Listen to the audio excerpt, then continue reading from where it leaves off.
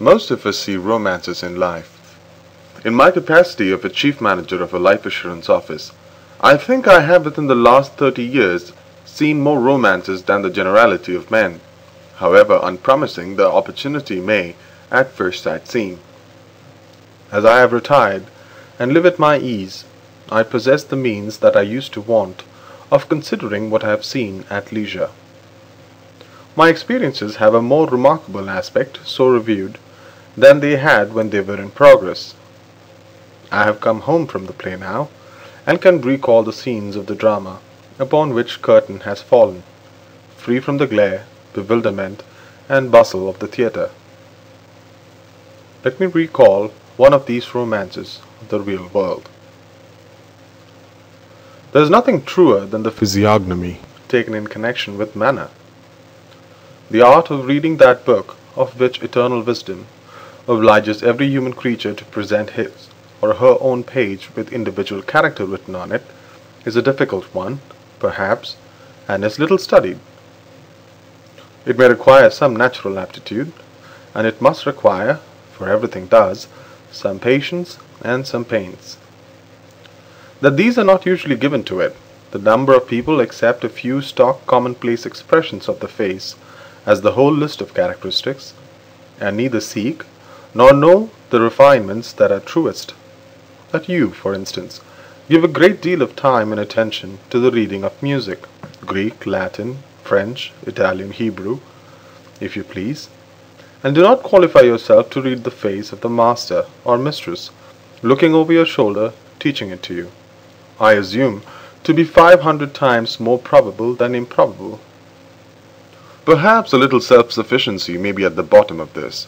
Facial expression requires no study from you, you think. It comes by nature to you to know enough about it, and you are not to be taken in. I confess for my part that I have been taken in, over and over again. I have been taken in by acquaintances, and I have been taken in, of course, by friends. Far oftener by friends than by any other class of persons. How came I be so deceived? Had I quite misread their faces? No. Believe me, my first impression of those people, founded on face and the manner alone, was invariably true.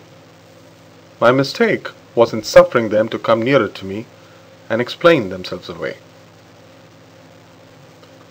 The partition which separated my own office from our general outer office in the city was of thick plate glass. I could see through it what passed in the outer office without hearing a word. I had it put in place of a wall that had been there for years, ever since the house was built. It is no matter whether I did or did not make the change in order that I might derive my first impression of strangers who came to us on business from their faces alone, without being influenced by anything they said. Enough to mention that I turned my glass partition to that account, and that a life assurance office is all times exposed to be practiced upon by the most crafty and cruel of the human race. It was through my glass partition that I first saw the gentleman whose story I am going to tell. He had come in without my observing it, and had put his hat and his umbrella on the broad counter, and was bending over to take some papers from one of the clerks. He was about 40 or so, dark, exceedingly well dressed in black, being in mourning, and the hand he extended with a polite air had a particularly well-fitting black kid glove upon it. His hair was elaborately brushed and oiled, was parted straight up the middle, and he presented this parting to the clerk, exactly, to my thinking, as if he had said in so many words, "You must take me, if you please, my friend, just as I show myself. Come straight up here, follow the gravel path, keep off the grass, I allow no trespassing." I conceived a very great aversion to that man the moment I thus saw him. He had asked for some of our printed forms, and the clerk was giving them to him and explaining them. An obliged and agreeable smile was on his face, and his eyes met those of the clerk with a sprightly look. I have known a vast quantity of nonsense being talked about, bad men not looking you in the face. Don't trust that conventional idea. Dishonesty will stare honesty out of countenance any day in the week if there is anything to be got by it. I saw in the corner of his eyelash that he became aware of my looking at him. Immediately he turned the parting in his hair towards the glass partition, as if he said to me with a sweet smile, "Straight up here, if you please. Off the grass." In a few moments he had put on his hat and taken up his umbrella and was gone. I beckoned the clerk into my room and asked, "Who was that?" He had a gentleman's card in his hand. "Mr. Julius Slinkton, Middle Temple." "A barrister, Mr. Adams?" "I think not, sir." "I should have thought him a clergyman, but for his having no reverend here," said I. "Probably from his appearance," Mr. Adams replied. "He is reading for orders." I should mention that he wore a dainty white cravat and a dainty linen altogether. "What did he want, Mr. Adams?" "Merely a form of proposal, sir, and a form of reference." "Recommended here, did he say?" "Yes. He said he was recommended here by a friend of yours. He noticed you, but said that as he had not the pleasure of your personal acquaintance, he would not trouble you." "Did he know my name?" "Oh, yes, sir," he said. "There is Mr. Sampson, I see." "A well-spoken gentleman, apparently." "Remarkably so, sir." "Insinuating manners, apparently." "Very much so, indeed, sir." "Ha!" said I. "I want nothing at present, Mr. Adams." Within a fortnight of that day, I went to dine with a friend of mine, a merchant, a man of taste, who buys pictures and books, and the first man I saw among the company was Mr. Julius Slinkton. There he was, standing before the fire, with good large eyes and an open expression of face, but still, I thought, requiring everybody to come at him by the prepared way he offered, and by no other. I noticed him ask my friend to introduce him to Mr. Sampson, and my friend did so. Mr. Slinkton was very happy to see me. Not too happy. There was no overdoing of the matter. Happy in a thoroughly well-bred, perfectly unmeaning way. "I thought you had met," our host observed. "No," said Mr. Slinkton. "I did look in at Mr. Sampson's office, on your recommendation, but I really did not feel justified in troubling Mr. Sampson himself on a point in the everyday routine of an ordinary clerk. I said I should have been glad to show him any attention on our friend's introduction. "I am sure of that," said he, "and am much obliged. At another time, perhaps, I may be less delicate. Only, however, if I had real business, for I know, Mr. Sampson, how precious your business time is, and what a vast number of impertinent people there are in the world." I acknowledged its consideration with a slight bow. "You were thinking," said I, "of effecting a policy on your life." "Oh dear, no. I am afraid I am not so prudent as you pay me the compliment of supposing me to be, Mr. Sampson. I merely inquired for a friend. But you know what friends are in such matters. Nothing may ever come of it. I have the great reluctance to trouble men of business with inquiries for friends, knowing the probabilities to be 1,000 to 1 that the friends will never follow them up. People are so fickle, so selfish, so inconsiderate. Don't you in your business find them so every day, Mr. Sampson?" I was going to give a qualified answer, but he turned his smooth white parting on me, with its "Straight up here, if you please," and I answered, "Yes." "I hear, Mr. Sampson," he resumed presently, for our friend had a new cook, and dinner was not so punctual as usual, "that your profession has recently suffered a great loss." "In money?" said I. He laughed at my ready association of loss with money, and replied, "No, in talent and vigor." Not at once following out his allusion, I considered for a moment. "Has it sustained a loss of that kind?" said I. "I was not aware of it." "Understand me, Mr. Sampson. I don't imagine that you have retired. It's not so bad as that. But Mr. Meltham—" "Oh, to be sure," said I. "Yes, Mr. Meltham, the young actuary of the inestimable." "Just so," he returned in a consoling way. "He is a great loss. He was at once the most profound, the most original, and the most energetic man I have ever known connected with life assurance." I spoke strongly, for I had a high esteem and admiration for Meltham, and my gentleman had indefinitely conveyed to me some suspicion that he wanted to sneer at him.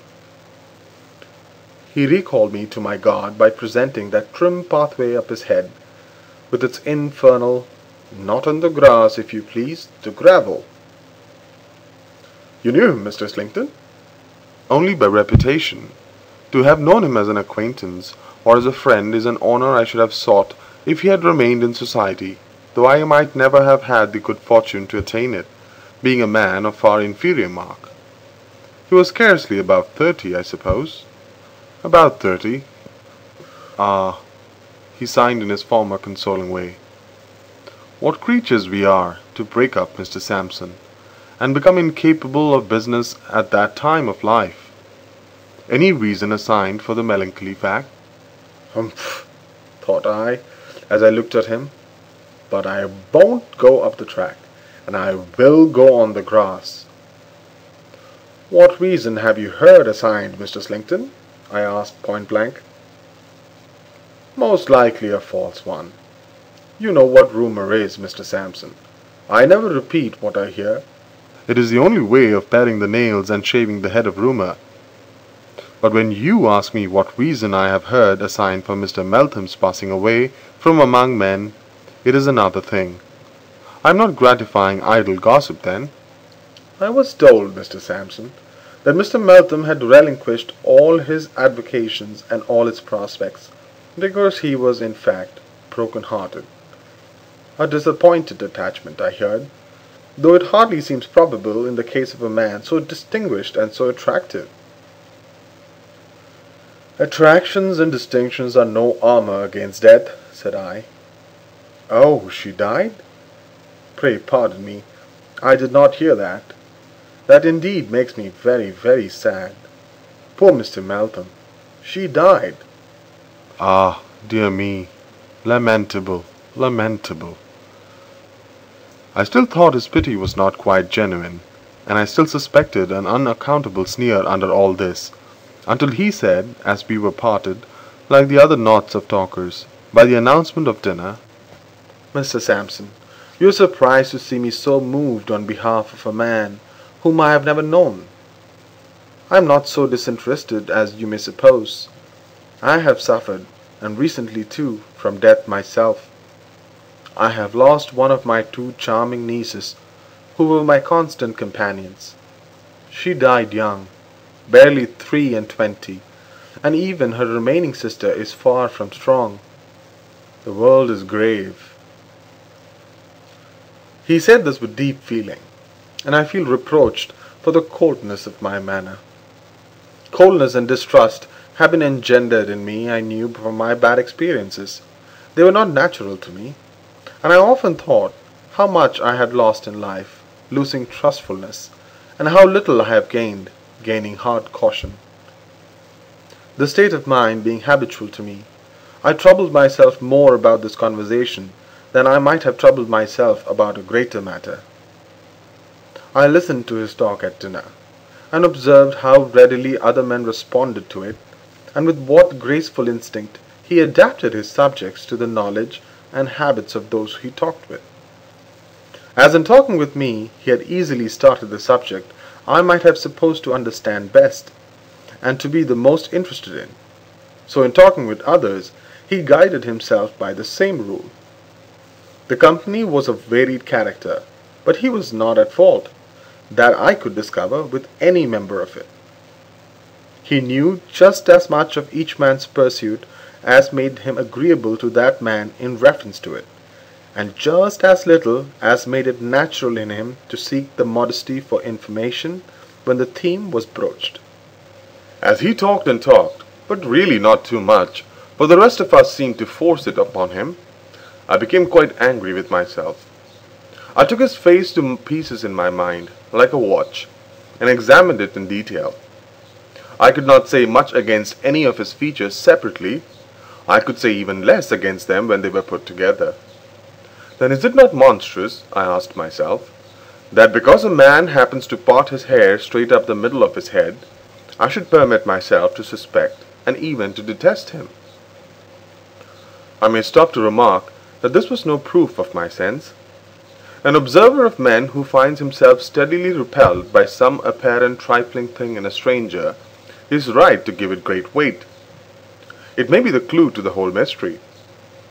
A hair or two will show where the lion is hidden, and a very little key will open a very heavy door.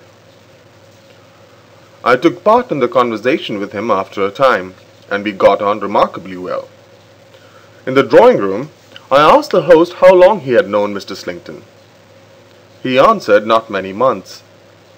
He had met him at the house of a celebrated painter then present, who had known him well when he was travelling with his nieces in Italy for their health, his plans in life being broken by the death of one of them. He was reading with the intention of going back to college as a matter of form, taking his degree, and going into orders. I could not but argue with myself that here was a true explanation of his interest in poor Meltham, and that I had been almost brutal in my distrust on that simple head. On the very next day, but one, I was sitting behind my glass partition as before, when he came into the outer office as before. The moment I saw him again without hearing him, I hated him worse than ever. It was only for a moment that I had this opportunity, for he waved his tight-fitting black glove the instant I looked at him, and came straight in. "Mr. Sampson, good day. I presume, you see, upon your kind permission to intrude upon you. I don't keep my word in being justified by business, for my business here, if I may so abuse the word, is of the slightest nature." I asked was it anything I could assist him in. "I thank you, no. I merely called to inquire outside whether my dilatory friend had been so false to himself as to be practical and sensible. But of course he has done nothing.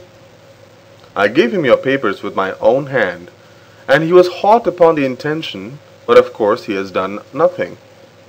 Apart from the general human disinclination to do anything that ought to be done, I dare say there is a speciality about assuring one's life. You find it like will-making. People are so superstitious, and take it for granted that they will die soon afterwards. Up here, if you please, straight up here, Mr. Sampson. Neither to the right nor to the left."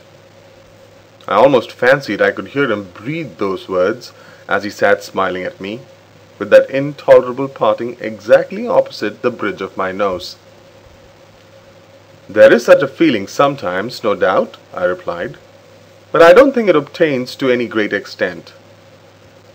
"Well," he said with a shrug and a smile, "I wish some good angel would influence my friend in the right direction.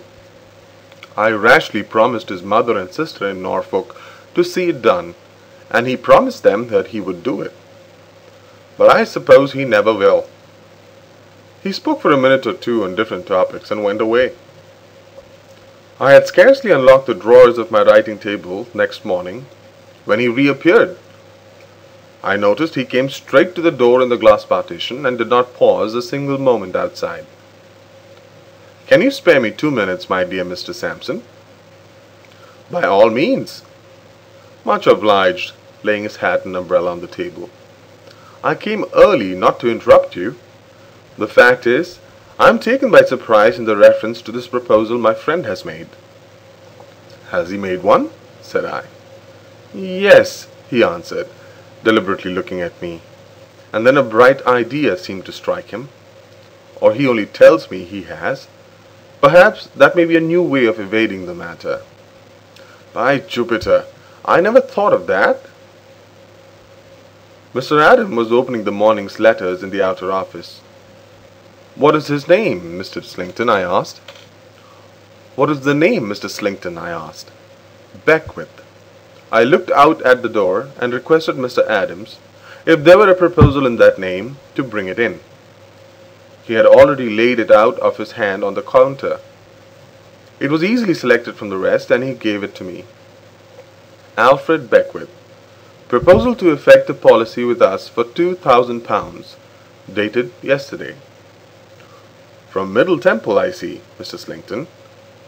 Yes, he lives in the same staircase with me. His door is opposite. I never thought he would make me his reference, though.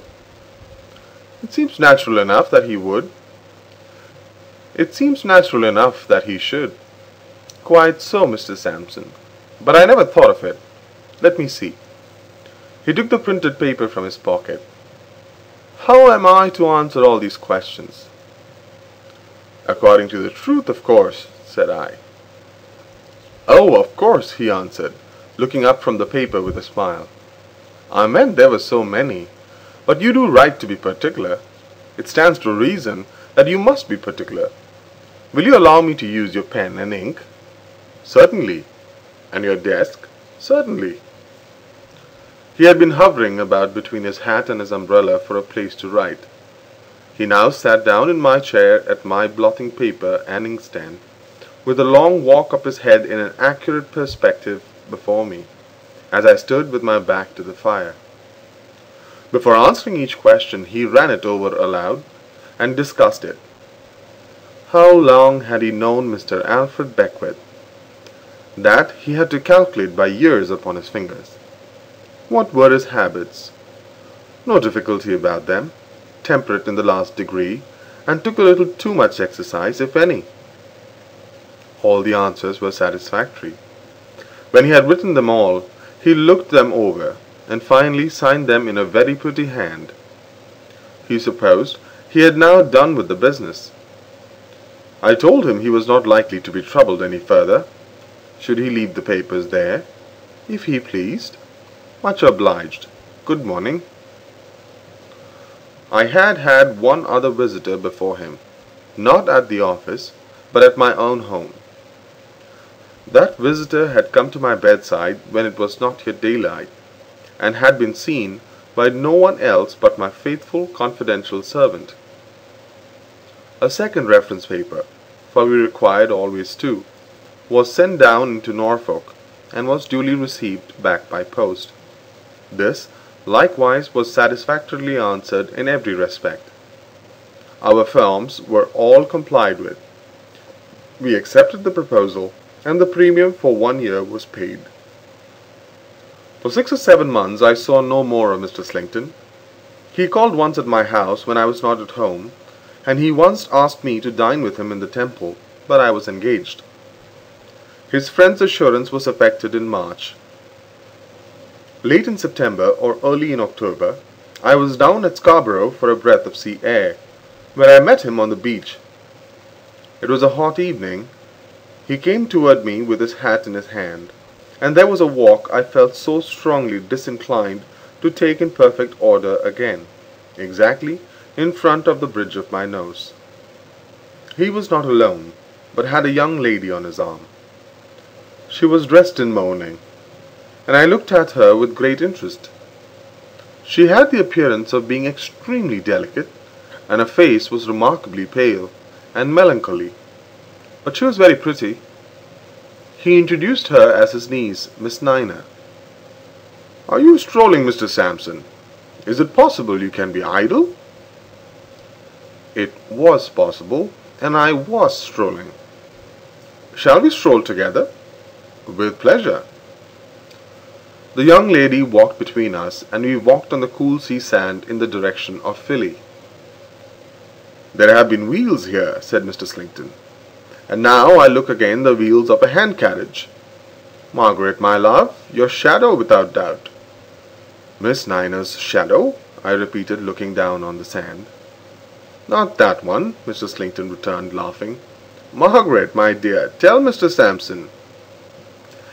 "Indeed," said the young lady, turning to me, "there is nothing to tell, except that I constantly see the same invalid old gentleman at all times, wherever I go. I have mentioned it to my uncle, and he calls the gentleman my shadow." "Does he live in Scarborough?" I asked. "He is staying here." "Do you live in Scarborough?" "No, I am staying here."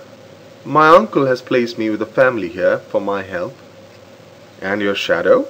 said I, smiling. "My shadow," she answered, smiling too, "is, like myself, not very robust, I fear, for I lose my shadow sometimes, as my shadow loses me at other times. We both seem liable to confinement to the house. I have not seen my shadow for days and days, but it does oddly happen occasionally that wherever I go for many days together, this gentleman goes. We have come together on the most unfrequented nooks on this shore." "Is this he?" said I, pointing before us. The wheels had swept down the water's edge, and describing a great loop on the sand in turning, bringing the hoop back towards us, and spinning it out as it came, was a hand carriage drawn by a man. "Yes," said Miss Nina, "this really is my shadow, uncle." As the carriage approached us, and we approached the carriage, I saw within it an old man, whose head was sunk on his breast, and who was enveloped in a variety of wrappers. He was drawn by a very quiet but very keen-looking man, with iron-grey hair, and who was slightly lame. They had passed us when the carriage stopped, and the old gentleman within, putting out his arm, called to me by my name. I went back and was absent from Mr. Slinkton and his niece for about 5 minutes. When I rejoined them, Mr. Slinkton was the first to speak. "Indeed," he said to me in a raised voice before I came up with him, "it is well you have not been longer, or my niece might have died of curiosity to know who her shadow is, Mr. Sampson." "An old East India director," said I, "an intimate friend of our friends, at whose house I first had the pleasure of meeting you. A certain Major Banks. You have heard of him?" "Never." "Very rich, Miss Nina, but very old and very crippled. An amiable man, sensible, much interested in you. He has just been expatiating on the affection that he has observed to exist between you and your uncle." Mr. Slinkton was holding his hat again, and he passed his hand up the straight walk as he himself went up it serenely after me. "Mr. Sampson," he said, tenderly pressing his niece's arm in his, "our affection was always a strong one, for we have had but few near ties. We have still fewer now. We have associations to bring us together that are not of this world. Margaret." "Dear uncle," murmured the young lady, and turned her face aside to hide her tears. "My niece and I had such remembrances and regrets in common, Mr. Sampson," he feelingly pursued, "that it would be strange indeed if the relations between us were cold or indifferent. If I remember a conversation we have had together, you will understand the reference I make. Cheer up, dear Margaret. Don't droop, don't droop. My Margaret, I cannot bear to see you droop." The poor young lady was very much affected, but controlled herself. His feelings, too, were very acute. In a word, he found himself under such a great need of a restorative that he presently went away to take a bath of sea water, leaving the young lady and me sitting by a point of rock, and probably presuming, but that you will say was a pardonable indulgence in a luxury, that she would praise him with all her heart. She did, poor thing. With all her confiding heart she praised him to me, for his care of her dead sister, and for his untiring devotion in her last illness. The sister had wasted away very slowly, and wild and terrible fantasies had come over her toward the end, but he had never been impatient with her, or at a loss, had always been gentle, watchful, and self-possessed. The sister had known him as she had known him to the best of men, the kindest of men, and yet a man of such admirable strength of character as to be a very tower for the support of their weak natures while their poor lives endured.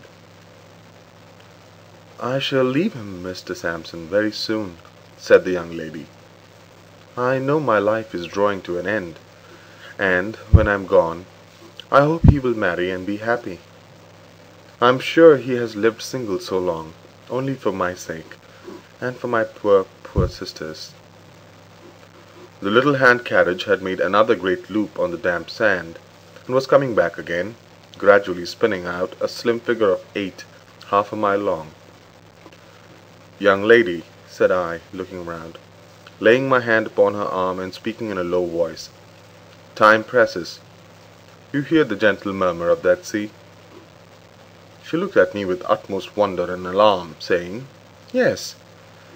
"And you know what a voice is in it when the storm comes?" "Yes." "You see how quiet and peaceful it lies before us? And you know what an awful sight of power without pity it might be, this very night?" "Yes." "But if you have never heard or seen it, or heard of it in its cruelty, could you believe that it beats every inanimate thing in its way to pieces without mercy, and destroys life without remorse?" "You terrify me, sir, by these questions." "To save you, young lady, to save you. For God's sake, collect your strength and collect your firmness. If you were here alone, and hemmed in by the rising tide, on the floor to 50 feet above your head, you could not be in greater danger than the danger you are now to be saved from." The figure in the sand was spun out, and straggled off into a crooked little jerk that ended at the cliff very near us. "As I am before heaven and the judge of all mankind, your friend and your dear sister's friend, I solemnly entreat you, Miss Nina, without one moment's loss of time, to come to this gentleman with me. If the little carriage had been less near to us, I doubt if I could have got her away. But it was so near that we were there before she had recovered the hurry of being urged from the rock. I did not remain there with her 2 minutes. Certainly within 5, I had the inexpressible satisfaction of seeing her, from the point we had sat on, to which I had returned, half supported and half carried up some rude steps notched in the cliff, by the figure of an active man. With that figure beside her, I knew she was safe anywhere. I sat alone on the rock awaiting Mr. Slinkton's return. The twilight was deepening, and the shadows were heavy when he came round the point, with his hat hanging at his buttonhole, smoothing his wet hair with one of his hands, and picking up the old path with the other and a pocket-comb.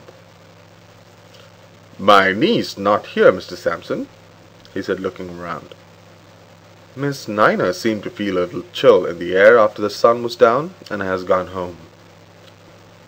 He looked surprised, as though she were not accustomed to do anything without him, even to originate so slight a proceeding. "I persuaded Miss Nina," I explained. "Ah," said he, "she is easily persuaded, for her good. Thank you, Mr. Sampson. She is better within doors. The bathing place was further than I thought, to say the truth." "Miss Nina is very delicate," I observed. He shook his head, drew a deep sigh. "Very, very, very. You may recollect me saying so. The time that has since intervened has not strengthened her. The gloomy shadow that fell upon her sister so early in life seems in my anxious eyes to gather over her, ever darker, ever darker. Dear Margaret, dear Margaret. But we must hope." The hand carriage was spinning away before us at most indecorous pace for an invalid vehicle, and was making most irregular curves upon the sand. Mr. Slinkton, noticing it, after he had put his handkerchief to his eyes, said, "If I may judge from appearances, your friend will be upset, Mr. Sampson." "It looks probable, certainly," said I. "The servant must be drunk." "The servants of old gentlemen will get drunk sometimes," said I. "The Major draws very light, Mr. Sampson." "The Major does draw light," said I. By this time the carriage, much to my relief, was lost in the darkness. We walked on for a little, side by side over the sand, in silence.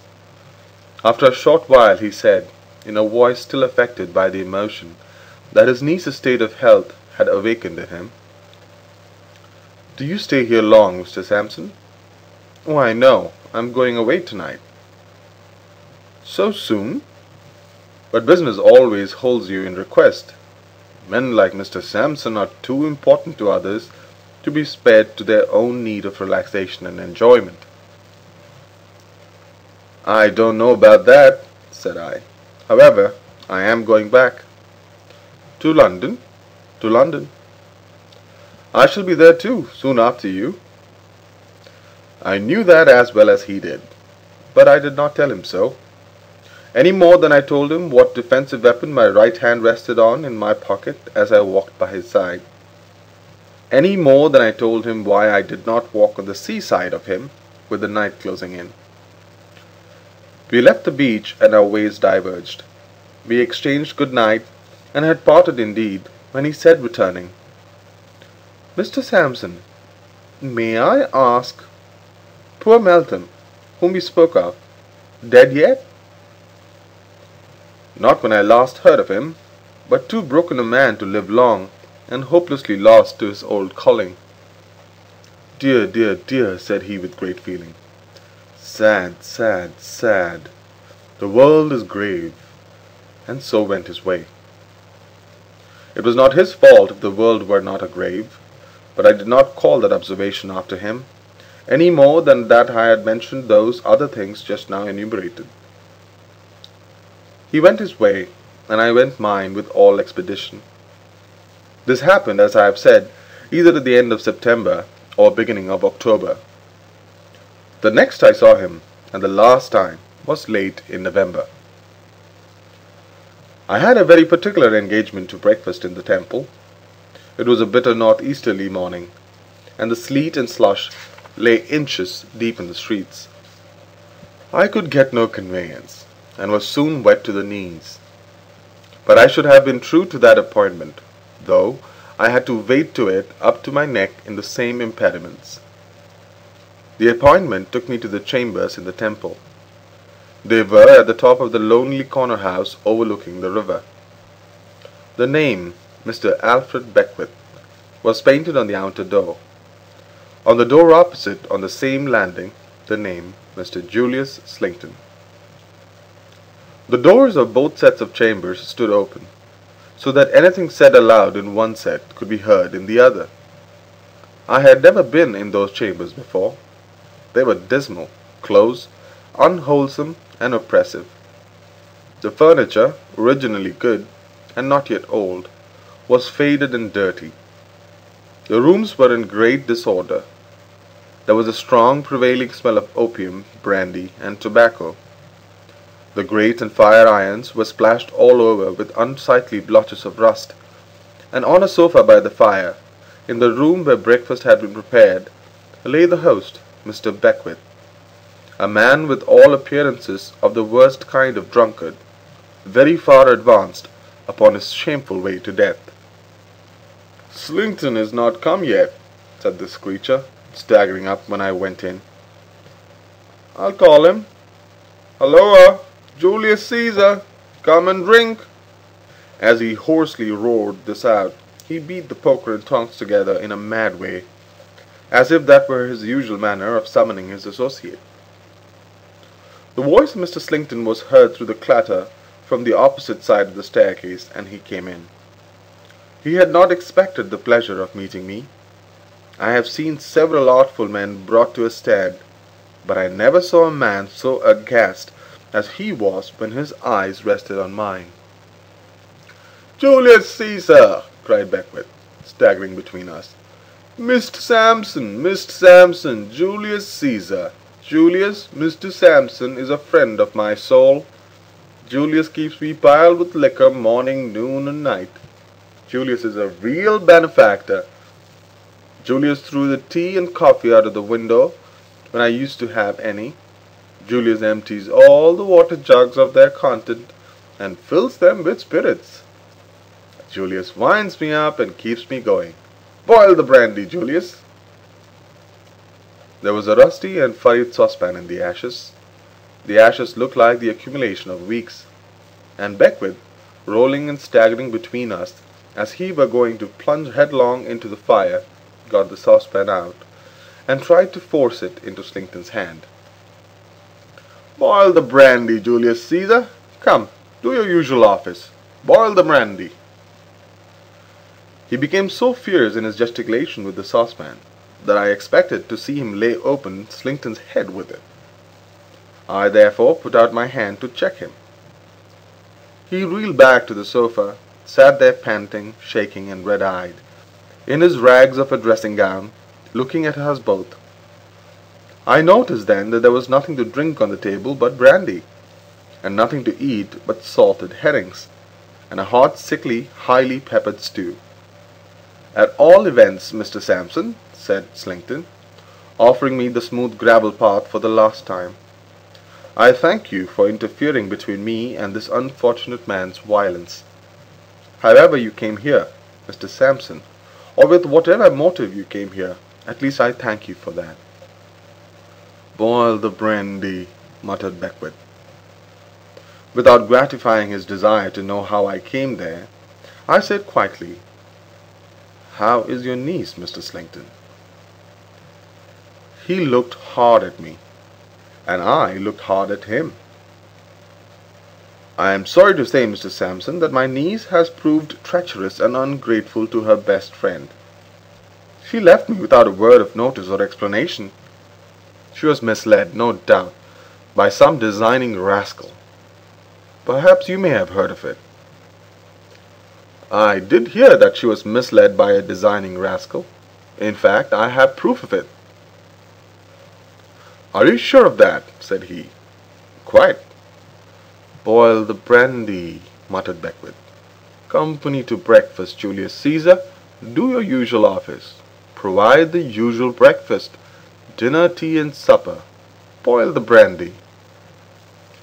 The eyes of Slinkton looked from him to me, and he said, after a moment's consideration, "Mr. Sampson, you're a man of the world, and so am I. I will be plain with you." "Oh, no, you won't," said I, shaking my head. "I tell you, sir, I will be plain with you." "And I tell you, you will not," said I. "I know all about you. You plain with anyone?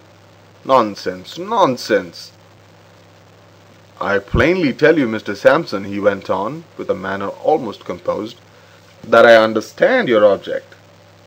You want to save your funds and escape from your liabilities. These are old tricks of the trade with you office gentlemen. But you will not do it, sir. You will not succeed. You have not an easy adversary to play against, when you play against me. We shall have to inquire in due time when and how Mr. Beckwith fell into his present habits. With that remark, sir, I put this poor creature and his incoherent wanderings of speech aside, and wish you a good morning and a better case next time." When he was saying this, Beckwith filled a half-pint glass with brandy. At this moment he threw the brandy at his face, and threw the glass after it. Slinkton put up his hands, half blinded with the spirit, and cut with the glass across the forehead. At the sound of the breakage, a fourth person came into the room, closing the door, and stood at it. He was a very quiet but very keen-looking man, with iron-grey hair and slightly lame. Slinkton pulled out his handkerchief, assuaged the pain in his smarting eyes, and dabbled the blood on his forehead.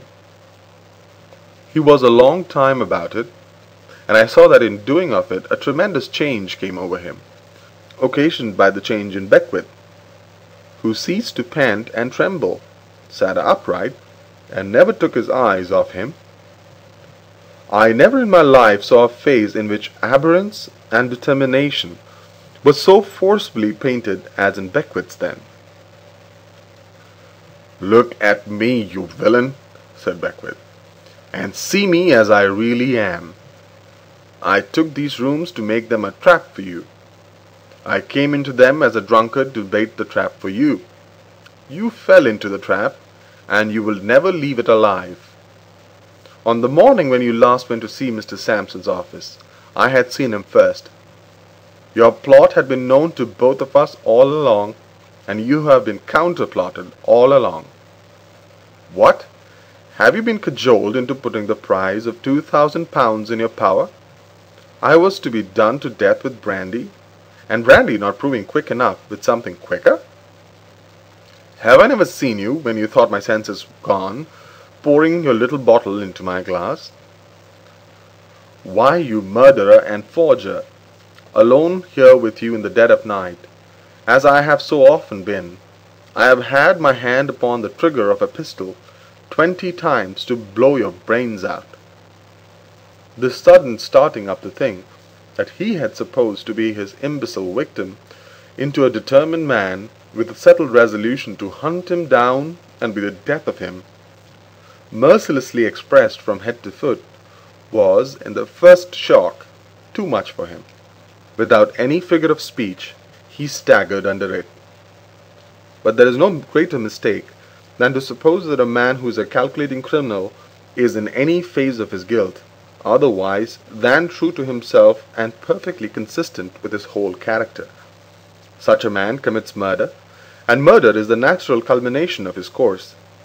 Such a man has to outface murder, and will do it with hardihood and effrontery. It is the sort of fashion to express surprise that any notorious criminal, having such a crime upon his conscience, can so brave it out. Do you think that he had it in his conscience at all, or had a conscience to have it upon, he would ever have committed the crime? Perfectly consistent with himself, as I believe all such monsters to be, the Slinkton recovered himself, and showed a defiance that was sufficiently cold and quiet. He was white, he was haggard, and he was changed, but only as a sharper who had played for a great stake, and had been outwitted and had lost the game. "Listen to me, you villain," said Beckwith, "and let every word you hear me say be a stab in your wicked heart. When I took these rooms to throw myself in your way, and lead you on the scheme that I knew my appearance and supposed character and habits would suggest to such a devil, how did I know that? Because you were no stranger to me. I knew you to be the cruel wretch who, for so much money, had killed one innocent girl, while she trusted him implicitly, and who was by inches killing another." Slinkton took out a snuff-box, took a pinch of snuff, and laughed. "But see here," said Beckwith, never looking away, never raising his voice, never relaxing his face, never unclenching his hand. "See what a dull wolf you have been after all.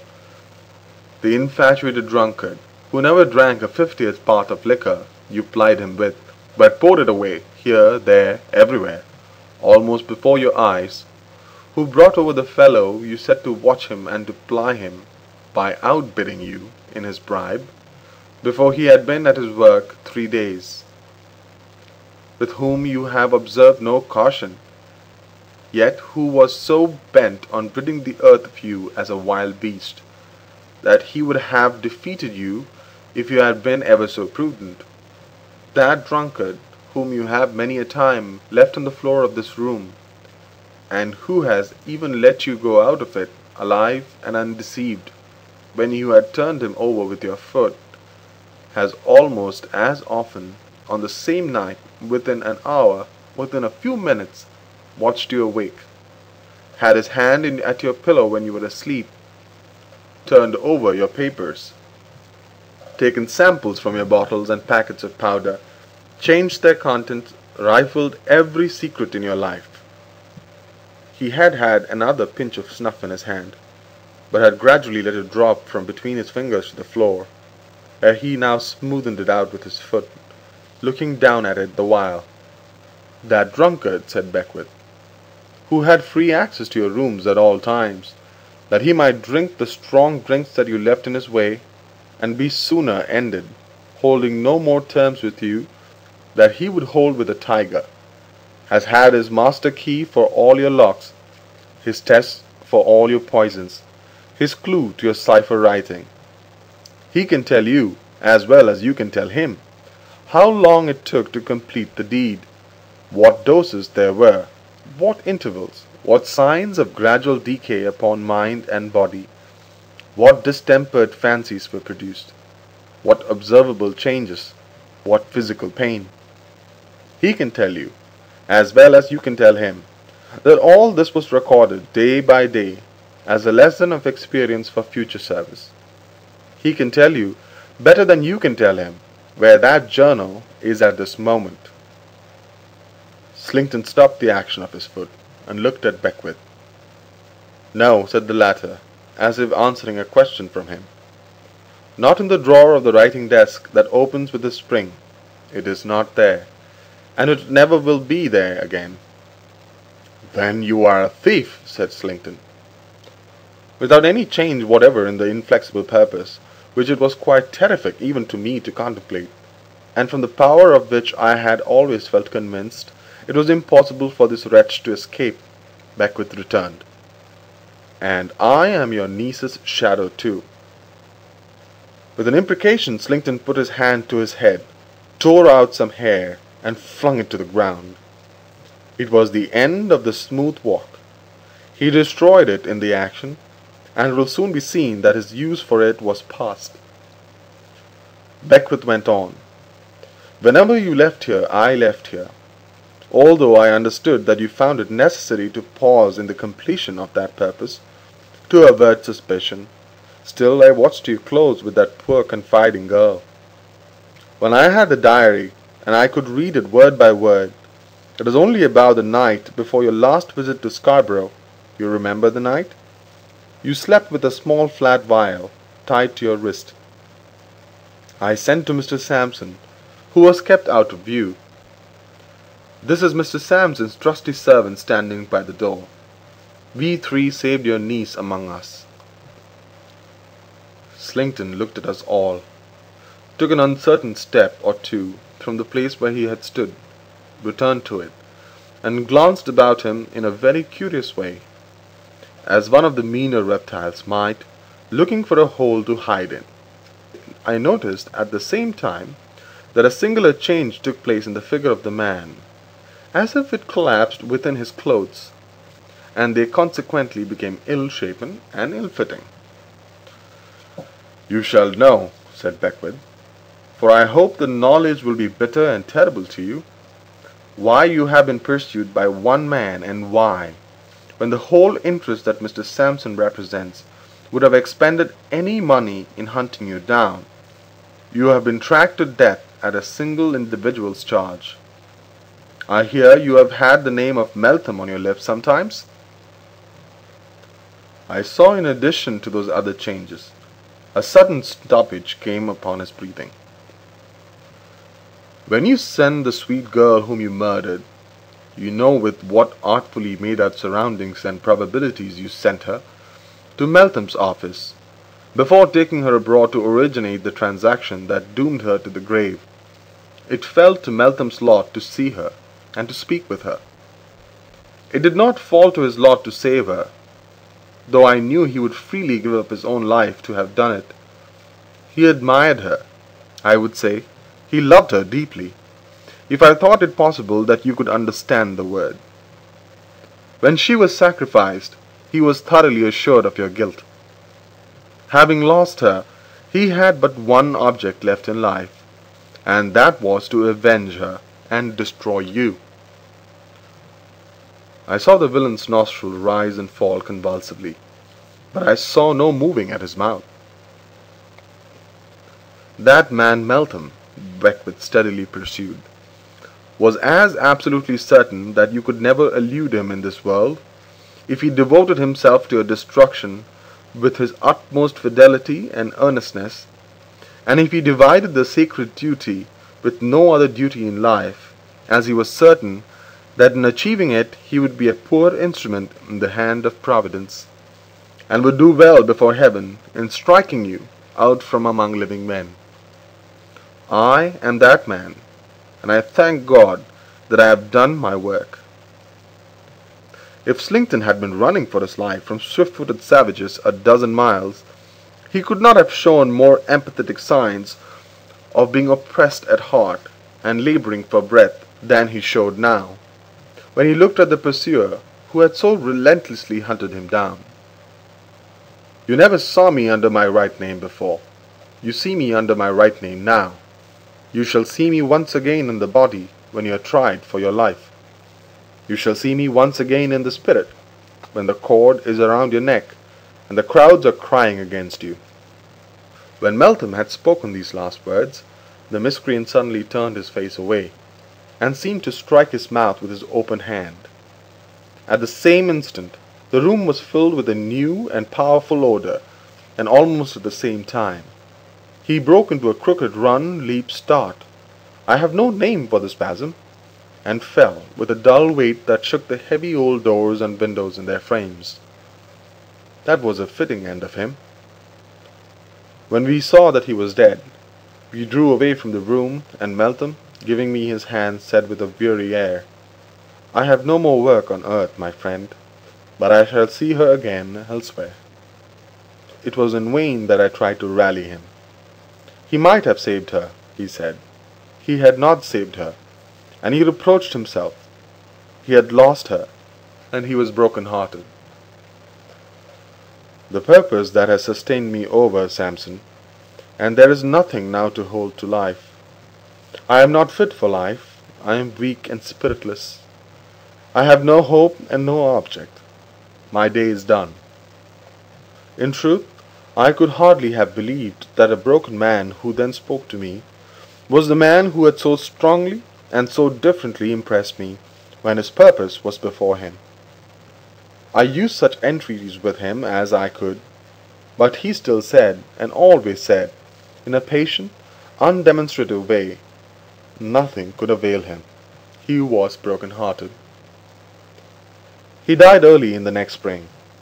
He was buried by the side of the poor young lady for whom he had cherished those tender and unhappy regrets, and he left all he had to her sister. She lived to be a happy wife and mother. She married my sister's son, who succeeded poor Meltham. She is living now, and her children ride